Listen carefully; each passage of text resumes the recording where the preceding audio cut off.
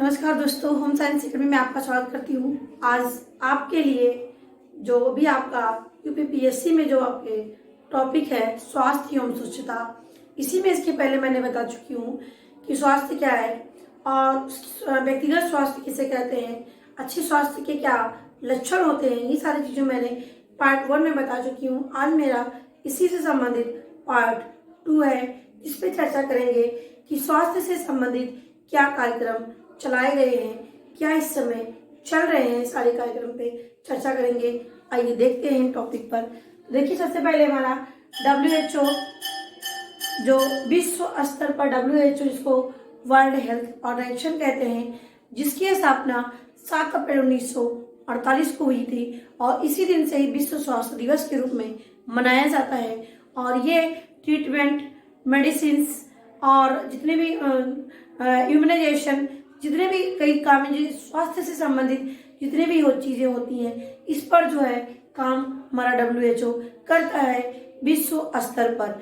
और जहाँ पर कम्युनिकेबल डिजीज है, नॉन कम्युनिकेबल डिजीज है, इन दोनों पर भी दवा कहाँ पर देनी है, कहाँ क्या चीज़ करनी है, ऑल ओवर सारा चीज़ का देखभाल करने वाला काम WHO करता है। इसका नाम वर्ल्ड हेल्थ ऑर्गेनाइजेशन और 7 अप्रैल 1948 को इसकी स्थापना की गई थी और इसी दिन को ही विश्व स्वास्थ्य दिवस के रूप में मनाया जाता है।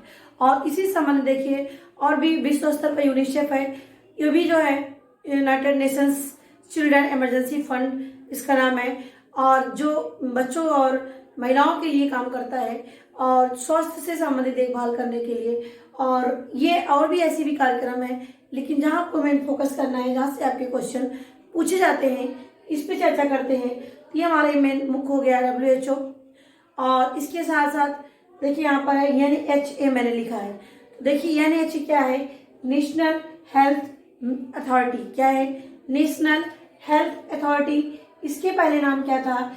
ये नेशनल हेल्थ एजेंसी था। क्या था? नेशनल हेल्थ एजेंसी था, जिसका 2018 में इसकी स्थापना की गई थी। अब इसका नाम बदल करके नेशनल हेल्थ अथॉरिटी यानी NHA कर दिया गया है। 2 जनवरी 2019 से इसका नाम नेशनल हेल्थ अथॉरिटी हो गया है। ये क्या करता है कि हेल्थ से संबंधित जितने भी कार्य होते हैं, चाहे वो ट्रीटमेंट के हो, चाहे मेडिसिन हो, चाहे कोई इसकी फैसिलिटीज हो, कम्युनिकेबल डिजीज ना, जितनी भी स्वास्थ्य से संबंधित चीजें होती हैं, सब पर काम हमारा नेशनल हेल्थ अथॉरिटी करती है। ये आपको याद रखना है। कभी कभी फुल फॉर्म ही पूछ लेते हैं। देखिए, आपके इससे ज्यादा फुल फॉर्म आते हैं या कौन सी इसमें स्वास्थ्य बीमा योजना, स्वास्थ्य है, स्वास्थ्य संबंधी कौन सा कार्यक्रम है, इससे ज्यादा नहीं पूछता है। आपके जो ऑब्जेक्टिव क्वेश्चंस इस तरह जो आते हैं। अब देखिए यहाँ पर TSC क्या है, टोटल सैनिटेशन कैंपेन। क्या है? टोटल सैनिटेशन कैंपेन है। इसकी स्थापना 1999 में की गई थी। ये भी स्वच्छता से संबंधित अभियान चलाता है, लोगों को जागरूक करने का काम करता है, जिससे लोग जागरूक हों और सफाई पर ध्यान रखें, स्वास्थ्य का अपने ध्यान रखें। इसके लिए 1999 में टोटल सैनिटेशन कैंपेन चलाया गया था। अब आते हैं निर्मल भारत अभियान, सब लोग परिचित हो, जिसका नाम है NVA यानी निर्मल भारत अभियान। और इसको क्या करता है, 2012 में इसकी स्थापना की गई थी निर्मल भारत अभियान की। और ये क्या है कि शौचालय कह सकते हैं, जो घर में शौचालय बनाने के लिए एक अभियान चलाया गया निर्मल भारत अभियान, जिससे घर घर में शौचालय हो। और इसके लिए काफी काम किया सरकार ने इसके लिए, और ये इसका पॉजिटिव रिजल्ट भी मिला। और ये जो है दूसरा इसी संबंधित हमारा स्वच्छ भारत अभियान है। देखिए, निर्मल भारत अभियान 2012 में आया, स्वच्छ भारत अभियान 2014 में आया।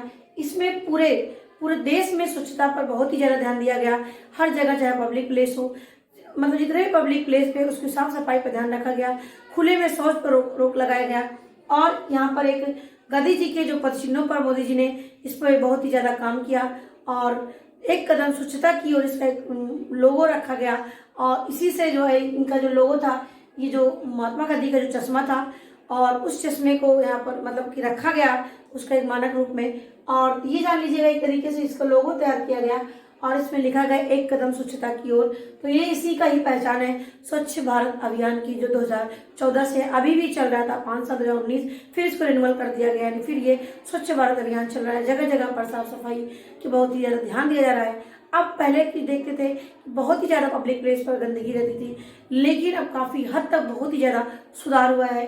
इस अभियान के अंतर्गत, स्वच्छ भारत अभियान के अंतर्गत। तो आपको इनका याद करना, निर्मल भारत यानी NVA मतलब निर्मल भारत अभियान 2012 में आया, SB यानी स्वच्छ भारत अभियान 2014 में आया। अब आते हैं आयुष। आयुष क्या होता है? देखिए, ये प्रधानमंत्री जन आरोग्य योजना के द्वारा ये आयुष लाया गया। इसमें क्या है, 5 लाख तक जो है, जो गरीब लोग हैं, जो BPL वाले हैं, जो गरीब लोग हैं, उनके एक कार्ड बनाया जाता है और उस कार्ड से उनको 5 लाख तक का जो है इलाज मुफ्त में कराया जाता है। जो गरीब लोग होते थे उनका इलाज के कारण जो है नहीं हो पाता था, इलाज मृत्यु हो जाती थी। इसीलिए इन्होंने प्रधानमंत्री जन आरोग्य योजना ले आई। इसमें 5 लाख तक का जो है जीवन बीमा मतलब कि 5 लाख तक उनको दवा में छूट दी जाती है। और इसकी स्थापना 2018 में हुआ। काफी जो है कह सकते हैं बहुत ही पॉजिटिव इसका रिजल्ट मिला और अभी भी ये चल रहा है। और ये नेशनल डिजिटल हेल्थ मिशन के अंतर्गत है ये योजना। नेशनल डिजिटल हेल्थ का मतलब यहाँ पर आपको ID आपका कनेक्ट कर दिया जाएगा, ID को आपको लिंक कर दिया जाएगा जिससे और कोई इसका लाभ न लेने पाए। और इसके साथ साथ रजिस्ट्रेशन भी ऑनलाइन हो गया है। और इसके साथ साथ कई चीजें हैं इसमें, जैसे जो रिपोर्ट आती थी, मेडिकल रिपोर्ट आती थी, वो भी डिजिटल रूप में हम दे सकते हैं। डिजिटल डॉक्टर भी हैं कि आप उनसे राय ले सकते हैं। तो कहने का मतलब नेशनल डिजिटल हेल्थ मिशन का मतलब सारी चीज़ों को डिजिटलाइज कर दिया गया है। इसी का याद full form NDHM, national digital health mission. इसी में मैंने आपको बताया आयुष प्रधानमंत्री जन आरोग्य योजना।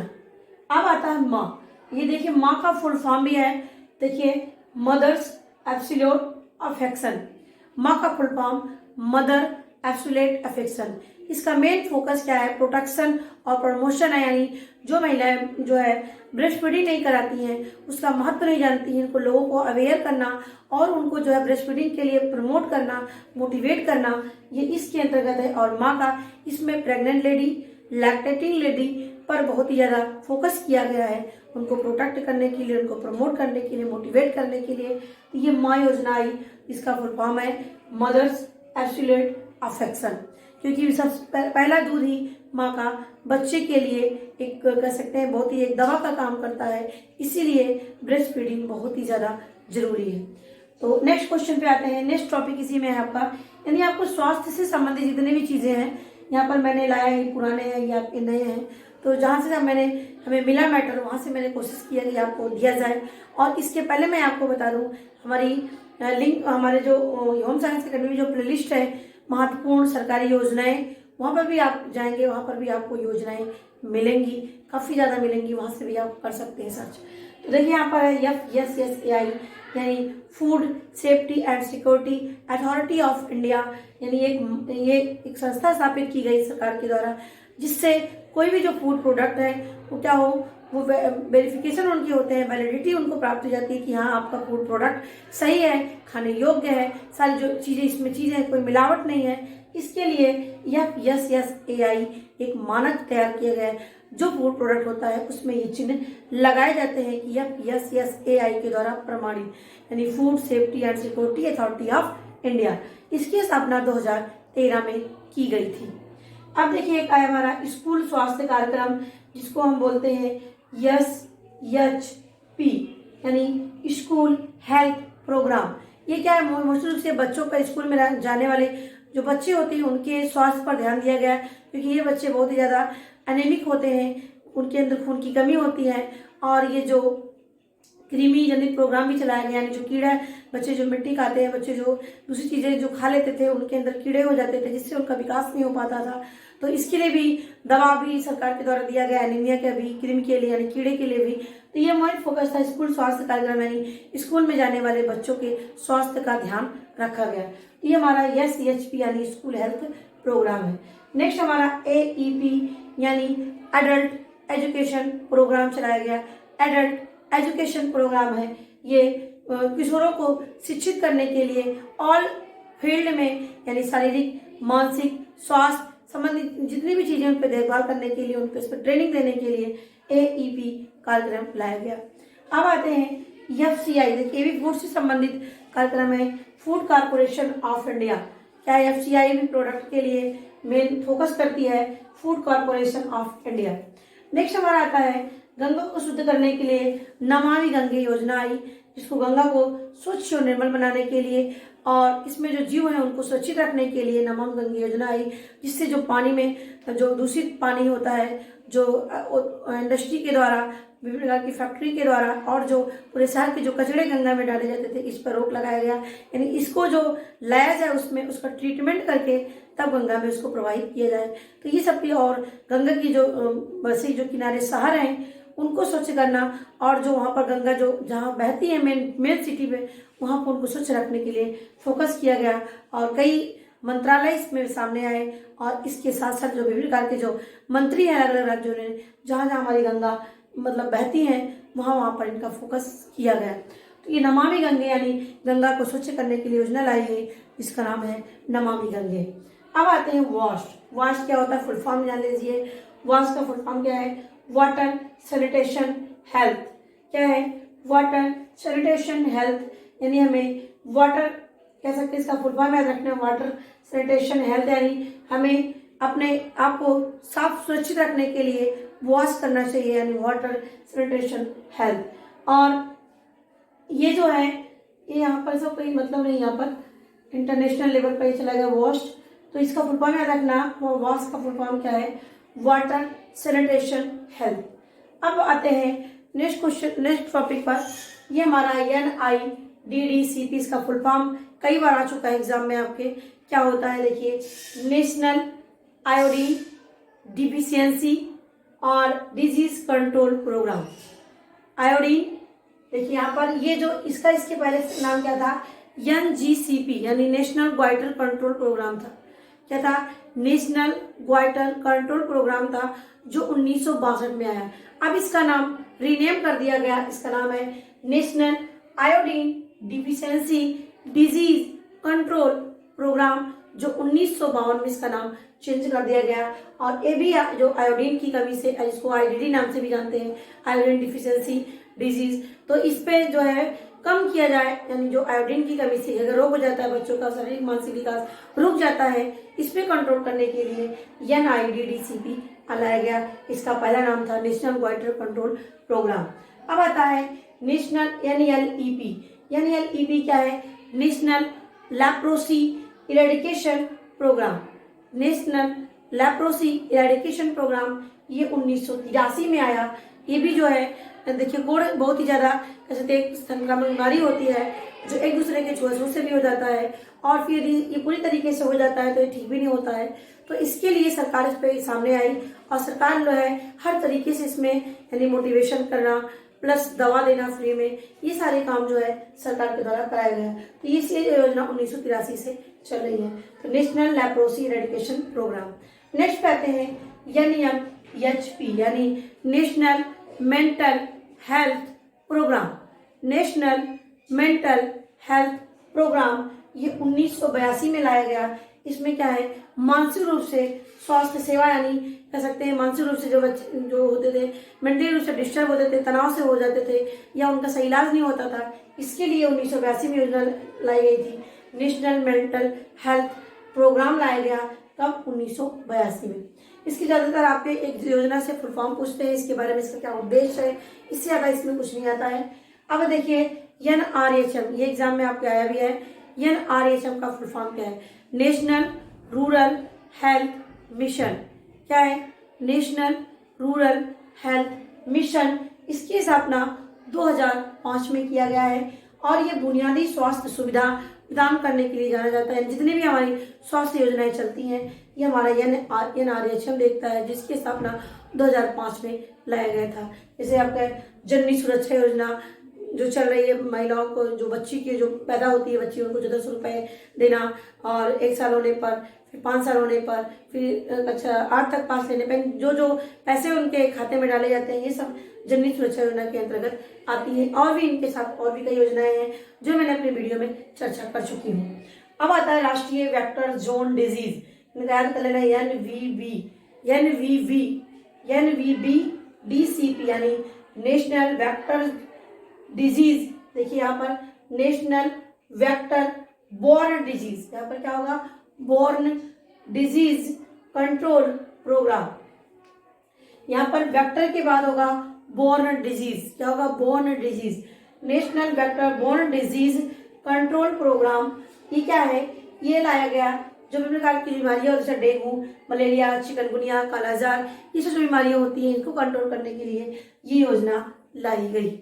और नेक्स्ट हमारे पे और भी कुछ यहाँ पे लिखा है, जैसे NFWB क्या है? National family welfare programme. क्या है? नेशनल फैमिली वेलफेयर प्रोग्राम है, जो परिवार कल्याण कार्यक्रम है, जो महिलाओं के लिए, बच्चों के लिए काम कर रही है। और 1952 में राष्ट्रीय परिवार कल्याण कार्यक्रम की स्थापना की गई थी और ये जो है तब से ही जो है ये चल रहा है और ये महिलाओं और शिशुओं के देखभाल के लिए लाया गया है। और UIP का फुल फॉर्म अक्सर आपका आता है यूनिवर्सल ह्यूमनाइजेशन प्रोग्राम। क्या है? Universal immunization programme. Universal immunization programme जो टीकाकरण के लिए फोकस करता है। जो भी प्रकार की बीमारियां बच्चों को हो जाती है उसके लिए सरकार फ्री में ही निःशुल्क टीका बच्चों को देती है, जिससे हमारे जो बच्चे हैं भावी वो बीमारी उनको ना हो। इसको इंद्रधनुष योजना है, इसको मैंने चर्चा की अपनी वीडियो में। इंद्रधनुष योजना के द्वारा सरकार जो है टीकाकरण का कार्य करती है। और NACP यानी नेशनल एड्स कंट्रोल प्रोग्राम, ये एड्स पर नियंत्रण करने के लिए योजना लाई गई थी। NACP यानी नेशनल एड्स कंट्रोल प्रोग्राम। तो यहाँ पर हमने कुछ पुराने और कुछ नए जो है प्रोग्राम पे चर्चा किया।